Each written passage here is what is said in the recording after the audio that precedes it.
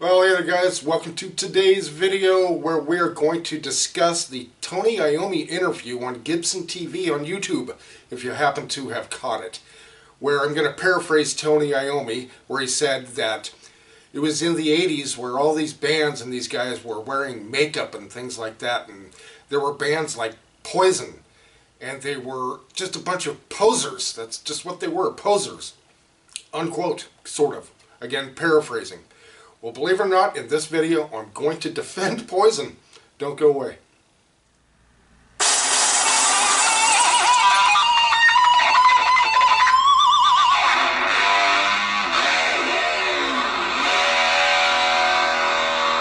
Well, hey there guys, welcome to Rock Hard Riffs. This is the guitar channel for the self-taught. Tony Iommi said Poison is just a bunch of posers. I mean, I wasn't shocked that he actually said it. I'm just shocked that he said it out loud in an interview for everyone to hear. Now, you know, let's be honest. Black Sabbath isn't actually everybody's cup of tea. And of course, Poison isn't everybody's cup of tea.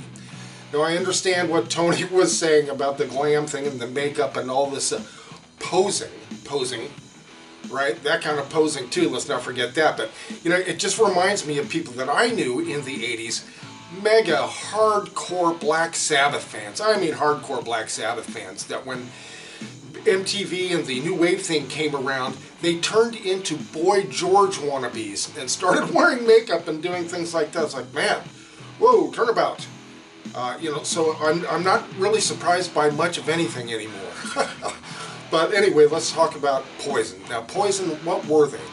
They kind of came in the mid to later 80s. I think it was like 86 or so when they came on the scene. Now, the hard rock thing was already in full swing, pretty much. You could say that Poison and bands like that kind of came in on the coattails of, say, Quiet Riot, Ozzy, and other bands like that at the time. But what were they? What was Poison? What were bands like that? Okay? They had their own niche, or niche, however you'd like to put it. They were like a good time party band.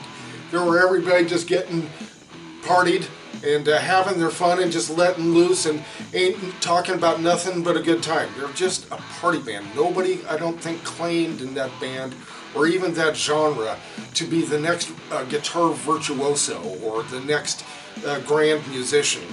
Now, I think it was C.C. DeVille himself who actually took lessons from, I think it was Itzhak Perlman, who was a violinist. I'm not sure what kind of lessons he took from him, but he said himself, this is C.C. DeVille, again, I'm going to paraphrase, he said, I took lessons from this master, etc., but I just could not get the music from my head to my hands. Again, that's paraphrasing, but you get the idea. Does that also translate for hard rock for him, too? Or for playing the guitar? I don't know. But you know, y'all know Poison got caught up in their own party and it nearly took C.C. DeVille out. That's, you know, unfortunate but true, but they were a party band. So, but what was Black Sabbath, or what is Black Sabbath, however you want to put it? Well, they were a heavy gloom and doom, hard rock metal band. They weren't about having nothing but a good time. You know, how can they resist, right? That wasn't Black Sabbath's thing. So, you know, we get into this thing where we start saying that this niche or genre sucks and this one's great and I'll only be this way for the rest of my life. Okay, you know, come on guys. An open mind is a clearer mind, I think. We tend to kind of self-delude into thinking this way and that way. Now, is Poison my cup of tea? No, they're not. Is Black Sabbath my cup of tea? Well, you know, I've been listening to him for a long time, and again, I had somebody I knew way back, which was a huge fan of them. He turned me on to Sabbath, and it's like, yeah, there's definitely something there to Sabbath. There's absolutely something there, there's no question. Not to say that there isn't a Poison, but it's just that my personality isn't the, have a good time party, because it's nothing, and how can we resist? That's not me, that's just not my style. Now, if that's other people's style, that's their style, that's what they're into, that's what they're doing, that's where they are maybe at that point in their lives, at that, you know, at that moment. Right on, rock on.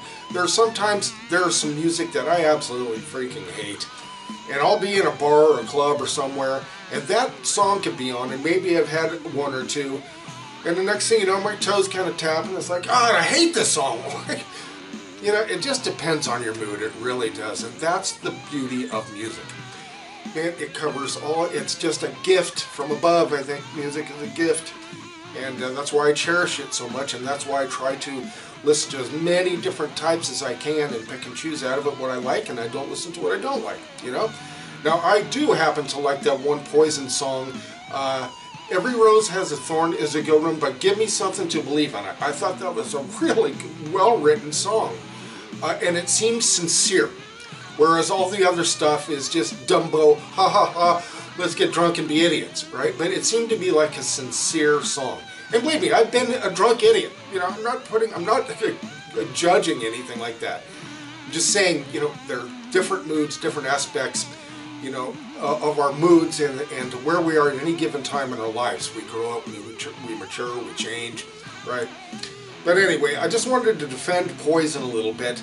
I understand what Tony Iommi was saying, and I understand why people liked Poison at the same time. So, what's your opinion, guys? Let us know in the comments. Give us your ideas and opinions. Alright guys, thanks so much for joining us, and we'll see you next video.